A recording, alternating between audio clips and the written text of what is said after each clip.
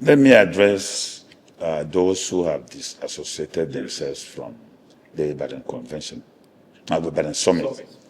They refer to themselves as factions. Okay. And they call themselves their real names. It was not a gathering of factions. It was a gathering of 10 political parties. And the chairman of those political parties, those who never made it, sent representation.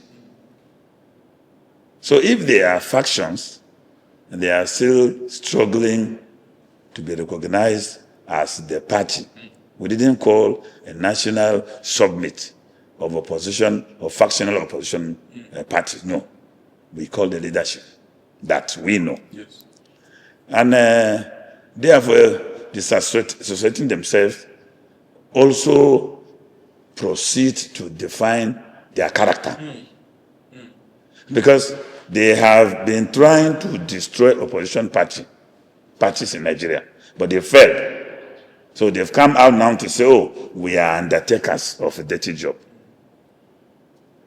We did not include them, and they were not part of Ibadan Summit. They can now go and call their own national factional opposition party summit in Bonjelion in Lagos. You can call it there. In Bodilon in Lagos. Sorry, in Bodilon in Lagos. You can call it there. Or they can go to the office of the chief of staff of the president, who had came out to honor that is the financier. They can go and hold their own there. We even said they should bring their nephew Balabi. Yes, yes. So you can hold it in his house, anywhere, and then they will say, oh, they are disassociating. That would have been much, much better for the statement they have made.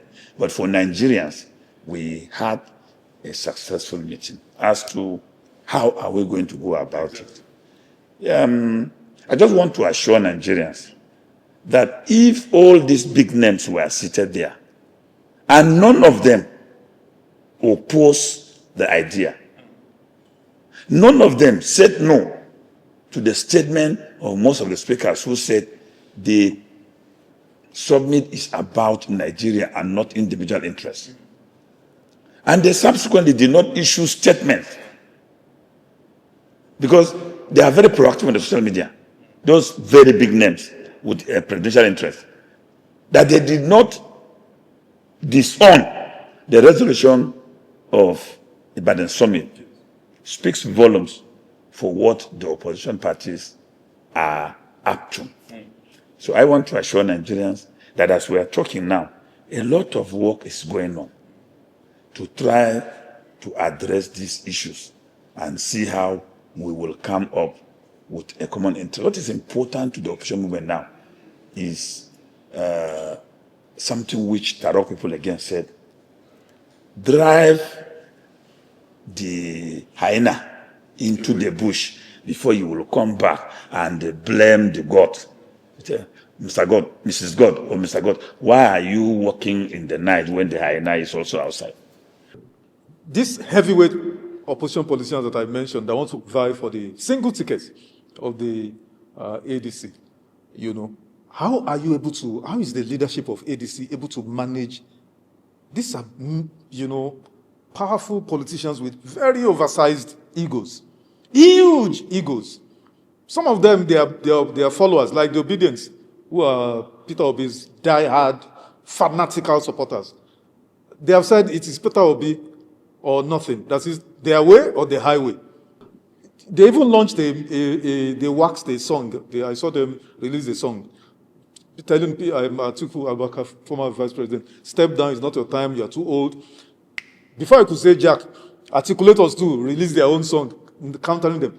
How do you manage the egos of these oversized that, okay, they can agree? You said, you alluded to it, maybe back channels, consensus, and all of them agree. How do you do this? Maybe 30 seconds, then we can take more questions. But in the same Tarok land where I came from. Is there a book on Tarok language? Because I think I need to guide these proverbs. Yeah, there is an adage that unless the owner of the dog is mad, the dog cannot be mad.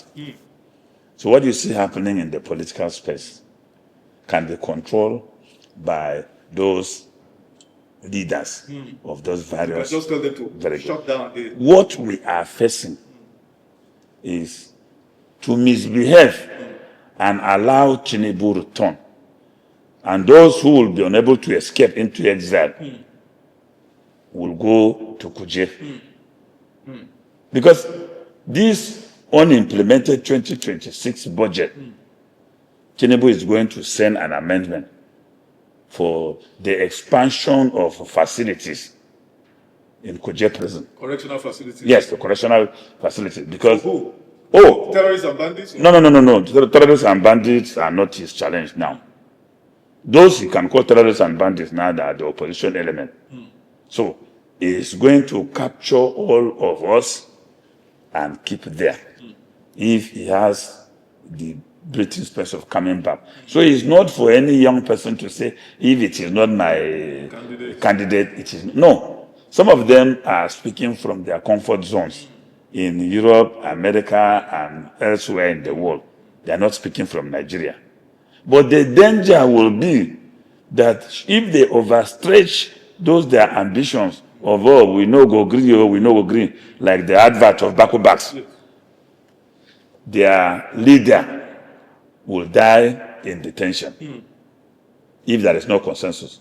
So any of these major gladiators who will not embrace consensus should begin to befriend correctional officers, whether he's going to go to Sokoto or they will even take him to Goza, where Boko Haram will come and raid the prison and kill him. So we should behave ourselves and bury our individual interests and look at the country. The bigger picture. Let me tell you, even if the coalition works over and says Solomon Dalung should be the candidate, the opposition party should first win the election before, because winning the election and helping Tinubu at least to retire to France. No, I thought it's Bodilon. No, Bodilon is not going to be where he will stay. Tinubu's greatest fear is where he will live after leaving power. So once that is accomplished, we can come back and build, unite, redesign, and try to build a country where the younger ones now will be trained to succeed us. How many years am I going to live? Are there any talks about whoever gets the ticket now during just one term? I've had whispers like that. Can you confirm that? No. Those are just political permutation of politicians. Because that's part of how to manage this issue. Yeah, politicians they can put anything on the card that will help victory. In terms of negotiation. Yes, in terms of negotiation. But if we have a president, whether elected from Sambisa, and he spent 1 year and behave like Paul Kagame of Rwanda, if you talk about Chenua, Nigerians will burn your house.